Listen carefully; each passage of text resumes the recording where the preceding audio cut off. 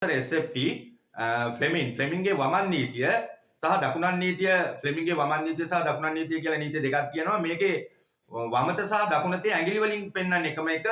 දබර ඇඟිල්ලෙන් චුම්බක ක්ෂේත්‍රය, මැද ඇඟිල්ලෙන් ධාරාව, මාපට ඇඟිල්ලෙන් බලය. දකුණතේ චුම්බක ක්ෂේත්‍රය, බලය, ධාරාව. හැබැයි මේකේ ගැටලුව තියෙන්නේ ෆ්ලෙමින් වමන් නීතිය කියන්නේ වමතේ මාපට ඇඟිල්ල, දබර ඇඟිල්ල, මැද ඇඟිල්ල එකිනෙකට ලම්බව තබාගෙන චුම්බක ක්ෂේත්‍රයේ දිශාවට දබර ඇඟිල්ලත්, ධාරාවේ දිශාවට මැද ඇඟිල්ලත් යොමු කළ විට බලයේ දිශාවට මාපට ඇඟිල්ල යොමු වේ. නමුත් ෆ්ලෙමින්ගේ දකුණන් නීතිය කියන්නේ චුම්බක ක්ෂේත්‍රය තුළ බලයක් යොදපුවාම, සන්නායකයක් මත බලයක් යොදපුවාම එයා මත ධාරාවක් ඇති වේ. හොඳට මතක තියාගන්න.